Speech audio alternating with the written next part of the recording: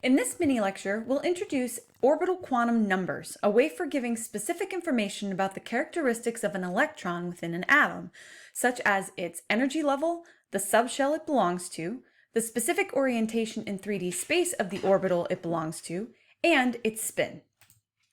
There are 4 orbital quantum numbers that are used to express this information, and one of them we are already familiar with. The principal quantum number, n, represents the energy level of an electron, which primarily indicates its distance from the nucleus, but by now we should also understand that it indicates the size of the orbital the electron is found in, as the orbitals increase in size as they get further from the nucleus. The angular momentum quantum number, L, gives the subshell that the electron is found in, or the shape of the orbital, with L equals 0 indicating an s orbital, L equals 1 indicating p orbitals, and L equals 2 indicating d orbitals. Not shown on this diagram is also the last of these options, L equals 3, which indicates an f orbital. You will need to memorize this numbering system, but for some students it helps to recognize that the number for L matches the number of nodes in the orbital shape. The magnetic quantum number, m sub L, gives the specific orientation for the orbital in 3D space.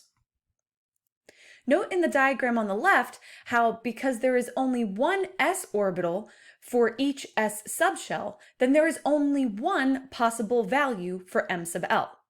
However, for the p subshell, the m sub L value can be used to indicate which of the 3 p orbital orientations the electron is found in, with the m sub L values ranging from -1 to 0 to +1. And something similar is seen with the d orbital subshells, with the m sub L values ranging from -2 through 0 to +2. You can probably guess how this will work for the 7 f orbitals within the f subshell. The last quantum number, the spin quantum number, m sub s, represents the spin of the electron and can take a value of either +1/2 or -1/2, and we'll talk a little bit more about this in a few slides. This chart summarizes some of the rules for the quantum number values, allowing us to see connections between the numbers, and it also gives some examples on the right. Remember that the principal quantum number, n, always starts at 1 and increases as whole number values as we increase the energy level. The values for the angular momentum quantum number, L, will always begin with 0 for a given energy level and include all whole number values up to n-1 for that energy level. So for the n equals 3 energy level, the only allowed values for L are 0, 1, and 2, which correspond to the s, p, and d subshells.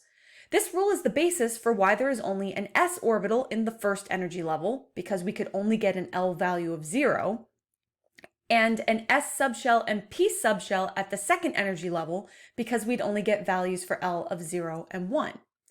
So, this rule can also be used to help you remember that there is no such thing as a 1p orbital or a 2d orbital, as these subshells are not allowed at those energy levels based on this rule. You wouldn't get the L values you need for those orbitals at those specific energy levels. The values for the magnetic quantum number, m sub L, will always range from -L through 0 to +L for a given subshell. So for the L equals 2 subshell, which corresponds with a d orbital subshell, we expect m sub L values ranging from -2 through 0 to +2. Note that this gives 5 possible values for the m sub L, which match the 5 possible orientations for the d orbitals. So the rule for the m sub L value is such that you will always have enough possible values to account for the number of orbitals within the subshell. Finally, the spin quantum number can take on either +1/2 or -1/2 as its value, and this particular value has no other rules for any given energy level or subshell, but applies to all orbitals equally. To break this down for each orbital type, I'll show slides you've seen before, but this time I've included the possible values for the angular momentum quantum number L and the magnetic quantum number m sub L. For an electron in any s orbital at any energy level, it will have an L equals 0 value to indicate the s orbital subshell, and an m sub L value equal to 0 to indicate the only orientation for that s orbital. Keep in mind that based on the rules, and as we're going to see shortly here, every orbital type will always have an m sub L value equal to 0. For an electron in any p orbital at any allowed energy level, it will have L equals 1 to indicate the p orbital subshell, and the m sub L value can be -1, 0, or +1 to indicate any of the three specific orientations in space of the orbital the electron is located in.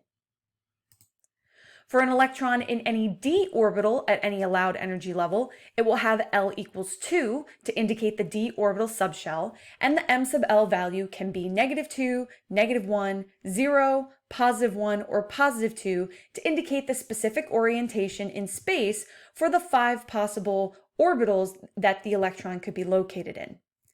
And finally, for an electron in an f orbital at any allowed energy level, it will have L equals 3 to indicate the d orbital subshell, and the m sub L value can be -3, -2, -1, 0, +1, +2, or +3 to indicate the specific orientation in space of any of these 7 f orbitals that the electron could be located in.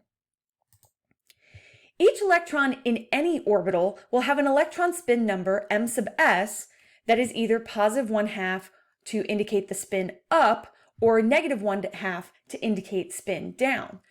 Note that the possibility of just 2 values sets the limit for 2 electrons in the same orbital, as you may remember from the previous mini-lecture that these 2 electrons cannot have the same spin, and we can't have more than 2 electrons in the same orbital.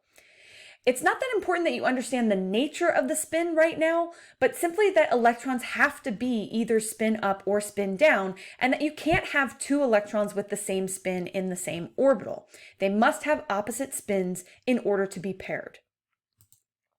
Additionally, the resulting effect of the Pauli exclusion principle means that any electron in an atom will have a unique combination of all 4 quantum numbers and cannot have the exact same set of quantum numbers with another electron.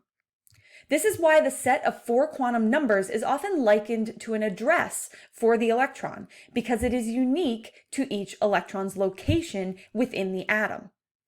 Here we see the 4 quantum numbers, or the 2 electrons in helium, and note that 3 out of 4 of the quantum numbers are identical if both electrons are found in the same orbital, but that their spins will always give a different value for the 4th number, and therefore the set of numbers as a whole is unique for each individual electron.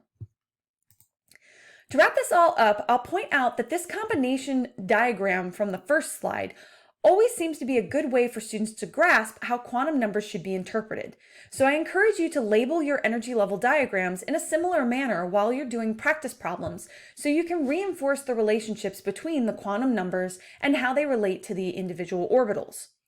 Note that this diagram has elements of an energy level diagram, as we see it stepping from vertically from low energy to high energy. And it also has elements of an orbital diagram with boxes being used for the individual orbitals. It's also labeled with all of the quantum numbers except for the spin. Finally, I'll also point out that I will give you the first 2 columns of this green table at the bottom as part of the equation sheet for quizzes and exams. So you don't need to memorize these rules for the quantum numbers as long as you know how to interpret them in this chart. You will not be given the examples on the right, however. You will need to memorize the L values, though, for the 4 orbital shapes as shown in the red table here on the right. So flashcards might be necessary for memorizing those specific rules, but remember again that these values correspond to the number of nodes that we have in each of these orbitals, with an s orbital having 0 nodes, p orbitals having that 1 node in between the 2 lobes. A d orbital actually has 2 nodes separating the 4 lobes, and the f orbitals, it's kind of hard to see where the 3 nodes are, but just trust me, they have 3 nodes. This concludes the 6th and final mini lecture for Chapter 4. Please note any questions you may have about this material and how it is utilized to solve problems in the sapling homework or end of chapter exercises for this chapter. Please post any urgent questions on Piazza. I will also take questions on this material during one of our virtual class meetings, and during that time we will focus more on problem solving for concepts in this chapter.